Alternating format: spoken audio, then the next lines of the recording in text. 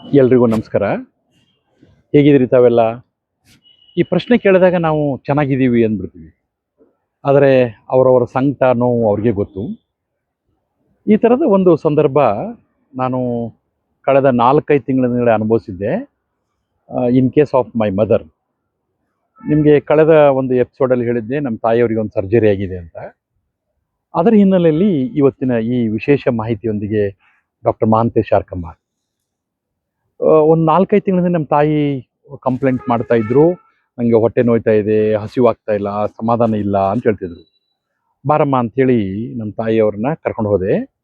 ಅಲ್ಲಿ ತಾಯಿಯವರ ಒಂದು ಸ್ಕ್ಯಾನ್ ಮಾಡಿದಾಗ ಅಬ್ಡಾಮಿನಲ್ ಸ್ಕ್ಯಾನ್ ಮಾಡಿದರು. ಯಾರು? ನನ್ನ ಆತ್ಮೀಯ ಶಿಷ್ಯ, ನನ್ನ student doctor Chandan, very famous radiologist. ಅವರು ಮಾಡಿ ಹೇಳಿದರು, ಸರ್ ಅಮ್ಮ ಅವರ ಹೊಟ್ಟೆ ಹತ್ರ ಒಂದು ಗಡ್ಡೆ ಇದೆ ಸರ್ ಅಂತ. ಅದು ದೊಡ್ಡದಿದೆ, ನೀವು ಕೈ ಮಾಡಿದ್ರೆ ಗೊತ್ತಾಗ್ಬಿಡುತ್ತೆ. ಒಂದು 10 ಸೆಂಟಿಮೀಟರ್ ದೊಡ್ಡದಿರ್ತಕ್ಕಂಥ ಒಂದು ಗಡ್ಡೆನ ಅವನು ಐಡೆಂಟಿಫೈ ಮಾಡ್ತಾನೆ. ಆ ತನಕ ಸ್ಟಾರ್ಟ್ ಆಗುತ್ತೆ. ನನಗೆ ತಾಯಿ ಒಬ್ಬರೇ, ತಂದೆ ತೀರ್ಕೊಂಡು 35 ವರ್ಷದ ಮೇಲಾಯಿತು. ಹಾಗಾಗಿ ಅಮ್ಮನ ಆರೋಗ್ಯ ಬಂದಾಗ ನಾವು ಹೆಚ್ಚಿನ ಮುತುವರ್ಜಿ ವಹಿಸ್ತೀವಿ. ಆತಂಕ ಇದ್ದೇ ಇರುತ್ತೆ.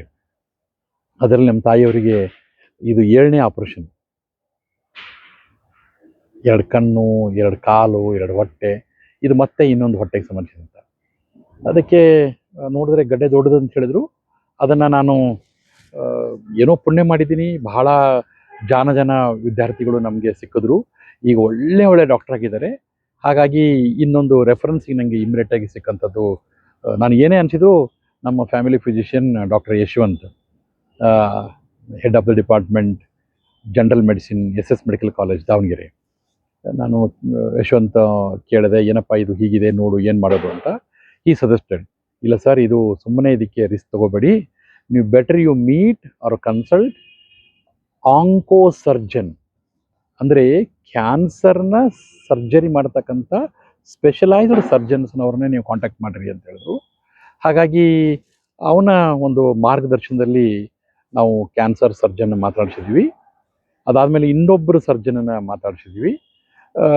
ಕೊನೆಗೆ ತೀರ್ಮಾನ ಆಗಿದ್ದು, ನನ್ನ ಇನ್ನೊಬ್ಬ ವಿದ್ಯಾರ್ಥಿನೂ ಸಜೆಸ್ಟ್ ಮಾಡಿದ, ಹಿ ಈಸ್ ಬೆಸ್ಟ್ ಅಂಥೇಳಿ.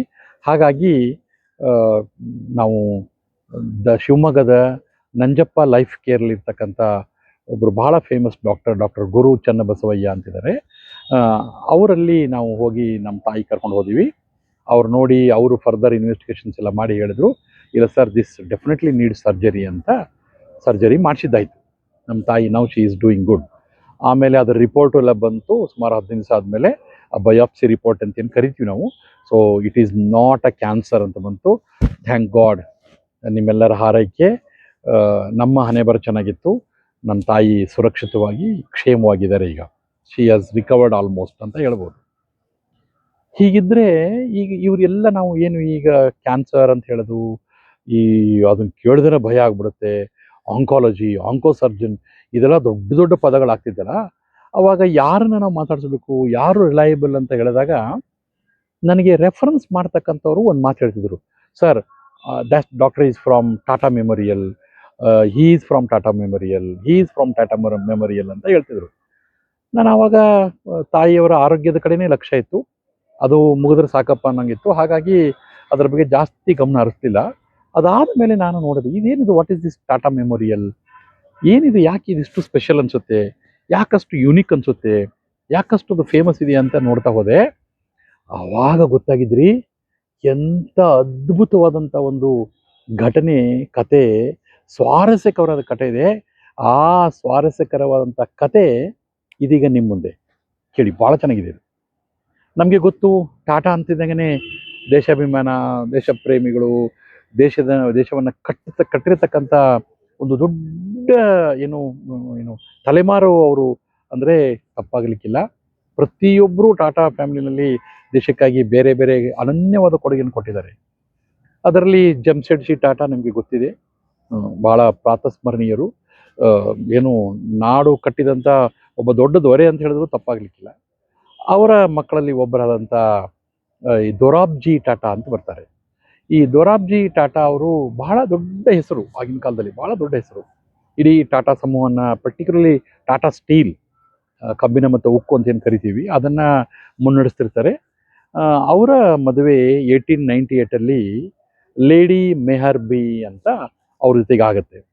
ಈ ಮೆಹರ್ಬಿ ಲೇಡಿ ಏನಿದ್ದಾರೆ ಇವರು ಭಾರತ ಕಂಡಂಥ ಒಂದು ಬಹಳ ಪ್ರಗತಿಪರ ಚಿಂತನೆ ಇರ್ತಕ್ಕಂಥ ಬಹಳ ಧೈರ್ಯಶಾಲಿ ಮತ್ತು ಬಹಳ ಚೆನ್ನಾಗಿ ಆಗಿನ ಕಾಲದಲ್ಲಿ ಓದಿಕೊಂಡು ಏನು ಮಹಿಳೆಯರ ಹಕ್ಕು, ಮಹಿಳೆಯರ ಸ್ವಾತಂತ್ರ್ಯ ಇವುಗಳ ಬಗ್ಗೆ ಬಹಳ ಮುಂಚೂಣಿಯಲ್ಲಿ ಹೋರಾಟ ಮಾಡಿದಂಥ, ಅದಕ್ಕೆ ಒಂದು ಸರಿಯಾದ ಮಾರ್ಗ ನಮಗೆ ಹಾಕಿಕೊಟ್ಟಂಥ ಒಬ್ಬ ದಿಟ್ಟ ಧೀರ ಮಹಿಳೆ ಅಂದರೆ ತಪ್ಪಾಗಲಿಕ್ಕಿಲ್ಲ. ಅಷ್ಟೇ ಅಲ್ಲ, 1924 ಒಲಿಂಪಿಕ್ಸಲ್ಲಿ she played tennis for India. Olympics ಆಡಿದಂಥವ್ರು ಇವರು. ನಿಮ್ಗೆ ಆಶ್ಚರ್ಯ ಅಂದರೆ ಸೀರೆ ಉಟ್ಟುಕೊಂಡೇ ಅವರು ಒಲಿಂಪಿಕ್ಸಲ್ಲಿ ಟೆನ್ನಿಸ್ ಆಡಿದ್ದಾರೆ. ಅವರು ನಮ್ಮ ಭಾರತೀಯ ಸಂಸ್ಕೃತಿ, ನಮ್ಮ ಒಂದು ಏನು ಆಚಾರ ವಿಚಾರಗಳು ಅವುಗಳಿಗೆ ಬಹಳ ಮನ್ನಣೆ ಕೊಡ್ತಕ್ಕಂಥ ಬಹಳ ಪ್ರತಿಭಾಶಾಲಿ ಮತ್ತು ಬಹಳ ಶಕ್ತಿಶಾಲಿ ಮಹಿಳೆಯವರು. ಈ ಮಹಿಳೆ ಇವ್ರಿಗೆ ದೊರಾಬ್ಜಿ ಅವರ ಮದುವೆ ಆದ ಮೇಲೆ ದೊರಾಬ್ಜಿ ಅವರಿಗೆ ತಮ್ಮ ಹೆಂಡತಿ ಮೇಲೆ ಅತೀವವಾದ ಪ್ರೀತಿ, ಬೆಸ್ಟ್ ಪೇರ್ ಅಂತ ಕರಿಬೋದು ಅವ್ರನ್ನ. ಬಹಳ ಅನ್ಯೋನ್ಯವಾದ ದಾಂಪತ್ಯ.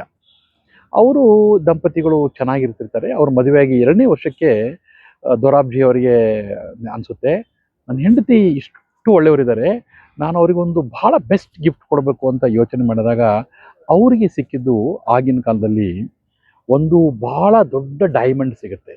ಅದರ ಹೆಸರು ಜುಬಿಲಿ ಡೈಮಂಡ್ ಅಂತ. ಈ ಜುಬಿಲಿ ಡೈಮಂಡು ಅದು ಎಷ್ಟು ದೊಡ್ಡದಂದರೆ ಜಗತ್ತಲ್ಲಿ 6th largest diamond discovered so for. ಭಾಳ ದೊಡ್ಡ ಡೈಮಂಡ್ ಅದು. ಆ ಡೈಮಂಡು ಸುಮಾರು 245 ಕ್ಯಾರೆಟ್ ಇರ್ತಕ್ಕಂಥ ಡೈಮಂಡು.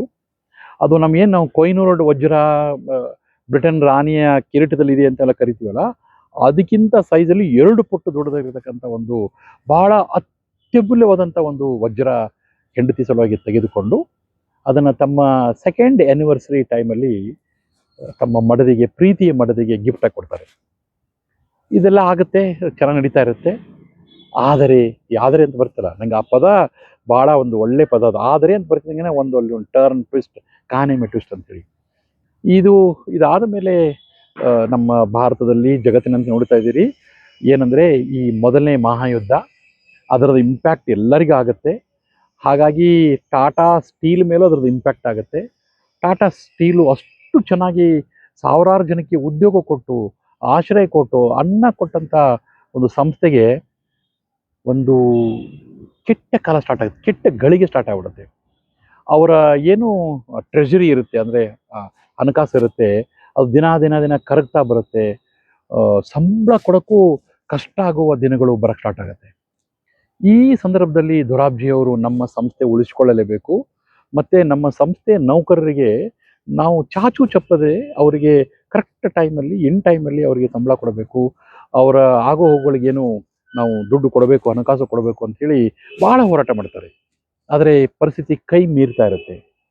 ಇದನ್ನು ಗಮನಿಸಿದಂಥ ಅವರ ಧರ್ಮಪತ್ನಿ ಮೇಡಮ್ಮು ಏನು ಮಾಡ್ತಾರೆ ಅಂದರೆ, ತಮ್ಮಲ್ಲಿರ್ತಕ್ಕಂಥ ಎಲ್ಲ ಒಡವೆಗಳನ್ನು ಕೊಟ್ಟು ಅದರ ಜೊತೆಗೆ ತನ್ನ ಏನು ಗಂಡ ದೊರಾಬ್ಜಿಯವರು ಕೊಟ್ಟಂಥ ಪ್ರೀತಿಯ ಉಡುಗೊರೆ ಇತ್ತಲ್ಲ, ಅದು ದೊಡ್ಡ ವಜ್ರ ಜುಬಿಲಿ ಡೈಮಂಡು, ಅದನ್ನೂ ಕೊಡ್ತಾರೆ. ಕೊಟ್ಟು ಹೇಳ್ತಾರೆ, ಇದನ್ನೆಲ್ಲ ಗಿರ್ವಿ ಇಡಿ, ಅಡ ಇಟ್ಟು ದುಡ್ಡು ತೊಗೊಂಡ್ಬನ್ನಿ ಅಂತೇಳಿ. ಇದನ್ನು ಗಮನಿಸಿದಂಥ ದೊರಾಬ್ಜಿಯವರು ಹೆಂಡತಿಯ ತ್ಯಾಗ ಬಹಳ ಇಷ್ಟ ಆಗುತ್ತೆ. ಅನಿವಾರ್ಯ, ಪ್ರೀತಿ ಒಂದು ಕಡೆಗೆ, ಕರ್ತವ್ಯ ಒಂದು ಕಡೆಗೆ, ಸಂಸ್ಥೆಯ ಏಳಿಗೆ ಒಂದು ಕಡೆಗೆ, ಸಂಸ್ಥೆಯ ನೌಕರರ ಹಿತ ಕಾಯಬೇಕಾದಂಥ ಅನಿವಾರ್ಯತೆ, ಅವಶ್ಯಕತೆ ಎರಡೂ ಇದೆ. ಅವರು ಕೊನೆಗೆ ಏನು ಮಾಡ್ತಾರೆ, ಆಯ್ತಮ್ಮ ಅಂಥೇಳಿ ಹೋಗಿ ಅದನ್ನೆಲ್ಲ ಒಡವೆ ಮತ್ತು ಬಂಗಾರ ಪ್ಲಸ್ ಆ ಡೈಮಂಡನ್ನು ಅವರು ಒತ್ತೆ ಇಟ್ಟು ಅದನ್ನು ದುಡ್ಡು ತೊಗೊಂಬಂದು, ಆಗಿನ ಕಾಲದಲ್ಲಿ ಸುಮಾರು 1 ಕೋಟಿ ರೂಪಾಯಿ, ನಾನು ಹೇಳ್ತಾ ಇರೋದು 1920-30 ಆ ಸಮಯದಲ್ಲಿ 1 ಕೋಟಿ ರೂಪಾಯಿ ದೊಡ್ಡ ಅಮೌಂಟ್ ಅದು. ಈಗೇನೆ 1 ಕೋಟಿ ಅಂದರೆ ಅಂತೀವಿ ನಾವು ಅಲ್ವಾ. ಹಾಗೆ 1 ಕೋಟಿ ರೂಪಾಯಿನ ತಂದು ಸಂಸ್ಥೆಯ ಹಣಕಾಸಿನ ಪರಿಸ್ಥಿತಿಯನ್ನು ಭಾಳ ಚೆನ್ನಾಗಿ ಸುಧಾರಿಸ್ತಾರೆ. ಇಟ್ ವಾಸ್ ಮೇಡ್ ಗುಡ್ ಅಂತಾರೆ, ಮತ್ತೆ ಸರಿ ಮಾಡ್ತಾರೆ. ಇದೆಲ್ಲ ಆಗುತ್ತೆ. ಇದೆಲ್ಲ ಆದಮೇಲೆ ಇಷ್ಟು ಪ್ರೀತಿಯಿಂದ ಲವಲವಿಕೆಯಿಂದ ಇರ್ತಕ್ಕಂಥ ಮುದ್ದಿನ ಮಡದಿ 1931 1931 ಲ್ಯುಕೇಮಿಯಾಯಿಂದ ತೀರ್ಕೊಂಡ್ಬಿಡ್ತಾರೆ. ಲ್ಯುಕೇಮಿಯಾ, ಬ್ಲಡ್ ಕ್ಯಾನ್ಸರ್ ನಿಮ್ಗೆ ಗೊತ್ತಿದೆ. ಕ್ಯಾನ್ಸರಿಂದ ಅವ್ರು ಭಾಳ ಪ್ರಯತ್ನ ಮಾಡ್ತಾರೆ. ಹೆಂಡತಿ ಕ್ಯಾನ್ಸರ್ ಆಗಿದೆ ಅಂತ ಗೊತ್ತಾದಾಗ ದೊರಾಬ್ಜಿ ಅವರು ಬೆಸ್ಟ್ ಡಾಕ್ಟರ್ ಹತ್ರ ಹೋಗ್ತಾರೆ. ಅವ್ರ ಹತ್ರ ಎಲ್ಲ ಇದೆ, ಏನೋ ಶಕ್ತಿ ದೇವರು ಕೊಟ್ಟಿದ್ದಾನೆ, ಸಾಮರ್ಥ್ಯ ಕೊಟ್ಟಿದ್ದಾನೆ. ಅವರು ಬೇಕಾದಷ್ಟು ಡಾಕ್ಟರನ್ನ ಕಾಂಟ್ಯಾಕ್ಟ್ ಮಾಡಿದ್ರು ಕೂಡ ತನ್ನ ಪ್ರೀತಿಯ ಮಡದಿಯನ್ನು ಉಳಿಸ್ಕೊಳ್ಳೋಕ್ಕಾಗಲ್ಲ. 1931 ತೀರ್ಕೊಂಡ್ಬಿಡ್ತಾರೆ. ಇದು ದೊರಾಬ್ಜಿ ಅವರಿಗೆ ಹೆಂಡತಿಯ ಮರಣ ಭಾಳ ಆಘಾತ ಮಾಡುತ್ತೆ, ತುಂಬ ಹಿಂಸೆ ಮಾಡುತ್ತೆ, ತುಂಬ ಕಷ್ಟಕ್ಕೆ ಮಾಡುತ್ತೆ. ಅವರಂತಾರೆ ಈ ಇಷ್ಟು ಮಹಾಮಾರಿ ಕ್ಯಾನ್ಸರ್ ಇದೆಯಲ್ಲ, ಇದಕ್ಕೆ ಇನ್ನೂ ಚೆನ್ನಾಗಿರುವ ಚಿಕಿತ್ಸೆ, ಇದಕ್ಕೆ ಇನ್ನೂ ಪರಿಣಾಮಕಾರಿ ಚಿಕಿತ್ಸೆನ ನಮ್ಮ ದೇಶದಲ್ಲಿ ಕೊಡಬೇಕಲ್ಲ ಅಂತ ನಿರ್ಧಾರ ಮಾಡಿದವ್ರನ್ನೇ ತಮ್ಮ ಆಸ್ತಿಯ ಬಹುಪಾಲು ದುಡ್ಡನ್ನು ತೊಗೊಂಡೋಗಿ ಒಂದು ಟ್ರಸ್ಟ್ ಮಾಡಿ ಅದರ ಮುಖಾಂತರ ಅವರು ಒಂದು ಹಾಸ್ಪಿಟಲ್ ಕಟ್ಟಿಬಿಡ್ತಾರೆ. ಆ ಹಾಸ್ಪಿಟಲ್ ಹೆಸರೇ ಲೇಡಿ ಟಾಟಾ ಮೆಮೋರಿಯಲ್ ಹಾಸ್ಪಿಟಲ್. ನೋಡಿ ತನ್ನ ಹೆಂಡತಿಯ ಏನು ಅವರಿಗೆ ಒಂದು ಅವ್ರ ಮರಣ ಏನಾಗಿತ್ತು ಅದರ ಹಿನ್ನೆಲೆಯಲ್ಲಿ ಈ ಥರದ ತೊಂದರೆಗಳು ಬೇರೆದವ್ರಿಗಾದ್ರೆ ಏನು ಮಾಡ್ತಾರೆ, ನಾನೇ ಇಷ್ಟು ಕಷ್ಟಪಟ್ಟನಲ್ಲ ಅಂಥೇಳಿ ತನ್ನ ಹೆಂಡತಿಯ ಸ್ಮರಣಾರ್ಥವಾಗಿ ಒಂದು ಲೇಡಿ ಮೆಮೋರಿಯಲ್ ಟಾಟಾ ಹಾಸ್ಪಿಟಲ್ ಕಟ್ತಾರೆ. ಎಲ್ಲಿ? ಬಾಂಬೆಯಲ್ಲಿ, ಅಂದರೆ ಈಗಿನ ಮುಂಬೈಯಲ್ಲಿ. ಅದು exclusively for treatment of cancer. ಇದು ದೇಶದಂತಲ್ಲ, ಈಗ ದೇಶದಲ್ಲಿ ಬೇರೆ ಬೇರೆ ಕಡೆಗೂ ಅದರ ಬ್ರಾಂಚಸ್ ಇದ್ದಾವೆ. ಇದು ವಿದೇಶಗಳಲ್ಲಿ, ವಿದೇಶಗಳಲ್ಲಿ ಅತ್ಯಂತ ಒಂದು ಟಾಪ್ 5-10 ಅಂತ ಹೇಳೋದು ಅಷ್ಟು ಚೆನ್ನಾಗಿರ್ತಕ್ಕಂಥ ಕ್ಯಾನ್ಸರ್ ಟ್ರೀಟ್ಮೆಂಟಿಗೆ ಫೇಮಸ್ ಆಗಿರ್ತಕ್ಕಂಥ ಒಂದು ವಿಶ್ವ ದರ್ಜೆಯ ಹಾಸ್ಪಿಟಲ್ ಅಂತ ಹೇಳೋಕ್ಕೆ ಈಗ ನಾವು ಭಾರತೀಯರೆಲ್ಲ ಹೆಮ್ಮೆ ಪಡಬೇಕು. ಅದರ ಹಿಂದುಗಡೆಗೆ ಒಂದು ತ್ಯಾಗ, ಒಂದು ಪ್ರೀತಿ ಇದೆ. ಆವಾಗ ಕಟ್ಟಿದಂಥ ಆ lady memorial Tata memorial hospital ಈಗ ಸಾವಿರಾರು ಕೋಟ್ಯಾಂತರ ಕ್ಯಾನ್ಸರ್ ರೋಗಿಗಳಿಗೆ ಒಂದು ಕೊನೆಯ ಆಸರೆ, ಒಂದು ಆಶಾಕಿರಣ, ಒಂದು ಭರವಸೆ ಮೂಡಿಸ್ತಕ್ಕಂಥ ಒಂದು ದೊಡ್ಡ ಅದೊಂದು ದೇವಸ್ಥಾನ ಆಗ್ಬಿಟ್ಟಿದೆ. ಅಲ್ಲಿ ಹೋದರೆ ನಮಗೆ ಒಂದು ಟ್ರೀಟ್ಮೆಂಟ್ ಸಿಗುತ್ತೆ, ಬದುಕಿನ ಗ್ಯಾರಂಟಿ ಸಿಗುತ್ತೆ. ಅಲ್ಲಿ ಹೋದರೆ ನನಗೆ ಮರು ಹುಟ್ಟು ಆಗ್ಬೋದು, ಮರು ಜನ್ಮ ಆಗ್ಬೋದು ಅಂತೇಳಿ ಏನು ಪೇಷಂಟ್ ಹೋಗ್ತಾರೆ. ಪ್ರತಿ ಪೇಷಂಟು ಅಲ್ಲಿ ಆತಂಕದಲ್ಲಿ, ಭಯದಲ್ಲಿ ಹೋಗಿ ಟ್ರೀಟ್ಮೆಂಟ್ ತಗೊಂಡು ಗೆಲುವಾಗಿ ವಾಪಸ್ ಬರ್ತಾರಲ್ಲ, ಅಲ್ಲಿ ಈ ಬೆಸ್ಟ್ ಕಪಲ್ ಅವರ ಪ್ರೀತಿ, ಮೋಸ್ಟ್ಲಿ ಈ ಪೇಷಂಟ್ಗಳ ಟ್ರೀಟ್ಮೆಂಟ್ ನೋಡಿ, ಈ ಪೇಷಂಟ್ಗಳ ಒಂದು ರಿಕವರಿ ನೋಡಿ ಅವರಿಬ್ಬರು ಮೇಲೆ ಕೂತ್ಕೊಂಡು ಅದನ್ನು ಆನಂದಿಸ್ತಿರ್ಬೋದು ಅಂದ್ಕೊಂಡಿದ್ದೀನಿ ನಾನು. ಯಾಕಂದರೆ 1931 ಮೇಡಮ್ ಸಾಯ್ತಾರೆ, 1932 ದೊರಾಬ್ಜಿಯರವರು ಕಾಲ ಆಗ್ತಾರೆ. ಅವರಿಬ್ಬರೂ ಹೋಗಿದ್ರು ಕೂಡ ಇವತ್ತು ಒಂದು ಅದ್ಭುತವಾದಂಥ ಒಂದು ಪ್ರೀತಿಯ ಸಂಕೇತನೂ ಆಗಿರ್ತಕ್ಕಂಥ ಒಂದು ಹಾಸ್ಪಿಟಲ್, ವಿಶ್ವದರ್ಜೆ ಹಾಸ್ಪಿಟಲ್ ಕಟ್ಟಿದ್ದಾರೆ. ನಾವೆಲ್ಲ ಏನು ಸಿಂಬಲ್ ಆಫ್ ಲವ್ ಅಂತ ಏನು ಕರೆದ್ರೆ, ತಾಜ್ ಮಹಲ್ ಅಂತ ಕರೆದ್ರೆ ನಾನೇನೋ ಒಪ್ಕೊಳ್ಳೋಕೆ ರೆಡಿ ಇಲ್ಲ. This must be the best symbol of love in India ಅಂತ ನಾನು ಅಂದ್ಕೊಂಡಿದ್ದೀನಿ.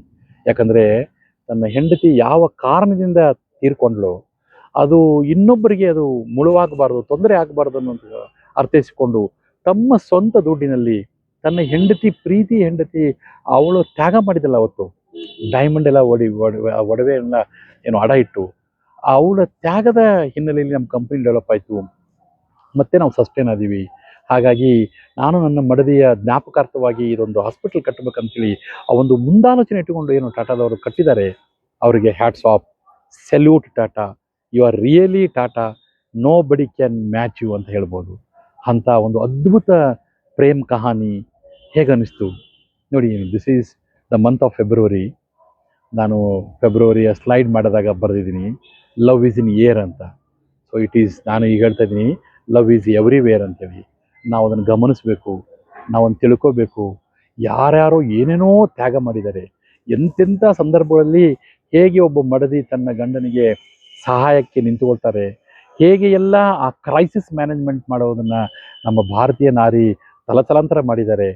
ಅಂಥ ಸಾಲಿನಲ್ಲಿ, ನಮ್ಮ ಭಾರತೀಯ ನಾರಿಯರ ಸಾಲಿನಲ್ಲಿ ಮುಂಚೂಣಿಯಲ್ಲಿ ನಿಲ್ತಕ್ಕಂಥ ಈ ಮೇಡಮ್, ನಿಜವಾಗ್ಲೂ ಹೇಳ್ತೀನಿ, ನೀವು ನಿಮ್ಮ ಆತ್ಮ ಶಾಂತವಾಗಿ ಸುಸ್ಥಿರವಾಗಿದೆ ಅಂತ ನಾನು ಭಾವಿಸಿದ್ದೇನೆ. ಎಷ್ಟೋ ಜನಗಳಿಗೆ ತಾವು ಮತ್ತೊಮ್ಮೆ ಒಂದು ಭರವಸೆಯ ಆಶಾಕಿಯನ್ನು ಹುಟ್ಟಿಸ್ತಾ ಇದ್ದೀರಿ. ಹಾಗಾಗಿ ದೊರಾಬ್ಜಿ ಆ್ಯಂಡ್ ಮೇಡಮ್ ದೊರಾಬ್ಜಿ, ನಿಮ್ಮಿಬ್ಬರಿಗೂ ಪ್ರಪಂಚದ ಎಟ್ಲೀಸ್ಟ್ ಭಾರತೀಯ ಕ್ಯಾನ್ಸರ್ ಪೇಷಂಟ್ಗಳ ಪರವಾಗಿ ಒಂದು ತುಂಬ ಹೃದಯದ ಧನ್ಯವಾದಗಳನ್ನು ಸಲ್ಲಿಸ್ತಾ ಇದ್ದೀನಿ. ಎಲ್ರಿಗೂ ಒಳ್ಳೆಯದಾಗಲಿ. ಈ ಅಮರ ಪ್ರೇಮ್ ಕಹಾನಿಯನ್ನು ಮಕ್ಕಳ ಜೊತೆಗೆ ಹಂಚಿಕೊಳ್ಳಿ. ಅಂದರೆ ಪ್ರೀತಿ ಪ್ರೇಮ ಅಂದರೆ ಈಗಿನ ಮಕ್ಕಳು ಅಂದ್ಕೊಂಡಿದ್ದಾರಲ್ಲ, ಎಲ್ಲೋ ನಾನು ಹೋದೆ, ತಿರುಗಾಡಿಕೊಂಡು ಬಂದೆ, ಮೆಸೇಜ್ ಮಾಡಿದೆ, ಲೆಟರ್ ಬರೆದೆ. ಅದಲ್ಲಪ್ಪ. ಒಬ್ರಿಗೊಬ್ಬರು ನಾವು ಸಹಬಾಳ್ವೆ ನಡೆಸ್ತಕ್ಕಂಥದ್ದು, ಒಬ್ಬರ ಕಷ್ಟದಲ್ಲಿ ಇನ್ನೊಬ್ಬರು ಆಗುವಂಥದ್ದು, ಒಬ್ಬರಿಗೆ ಸಾಥ್ ಕೊಡೋದು ಅಂತಾರಲ್ಲ, ಅಥವಾ ಸಪೋರ್ಟ್ ಮಾಡುವುದು, ಅದು ನಿಜವಾದ ಪ್ರೀತಿ, ಅದು ಕರುಣೆ, ಅದು ಕಾರುಣ್ಯ. ಇದನ್ನು ಕೇಳಿದಂಥ ನೀವು ಏನು ಅನ್ನಿಸ್ತಾ ಇದೆ? ನಮ್ಮ ಮನೆಯಲ್ಲಾಗಲಿ ನಿಮ್ಮ ಮನೆಯಲ್ಲಾಗಲಿ ಯಾರಿಗೂ ಯಾವತ್ತೂ ಈ ಮಹಾಮಾರಿ ಕ್ಯಾನ್ಸರ್ ಬರುವುದು ಬೇಡ. ಆದರೆ ಯಾರಿಗಾದರೂ ನಿಮ್ಮ ಪರಿಚಯಸ್ಥರು ಯಾರಿಗಾದರೂ ಕ್ಯಾನ್ಸರ್ ಅಂತ ಬಂದಾಗ ಅವರಿಗೆ ಈ ಹಾಸ್ಪಿಟಲ್ ರೆಫರೆನ್ಸ್ ಮಾಡಿ, ಅದ್ರ ಜೊತೆಗೆ ಈ ಅಮರ ಪ್ರೇಮ್ ಕಹಾನಿ ಇದೆಯಲ್ಲ, ಇದನ್ನು ಒಂದು ಸಲ ಹೇಳಿ. ಎಷ್ಟು ಚೆನ್ನಾಗಿದೆ, ಎಷ್ಟು ಅದು ಅಲ್ಲಿ ಏನು ಒಂದು ನವಿರಾದ ಪ್ರೀತಿಯ ಒಂದು ಒಂದು ಸಣ್ಣ ಎಳೆ ನಮಗೆ ಸಿಗ್ತಾ ಇದೆ. ಅದನ್ನು ಗಮನಿಸಿ ಎಲ್ಲರೂ ಪ್ರೀತಿಯಿಂದಿರೋಣ, ಎಲ್ಲರೂ ಚೆನ್ನಾಗಿರೋಣ, ಮುಖ್ಯವಾಗಿ ಎಲ್ಲರೂ ಆರೋಗ್ಯವಂತರಾಗಿರೋಣ. ಏನಂತೀರಿ? ಹೌದಂತೀರಿ? Please, I will be waiting for your comments. Thank you.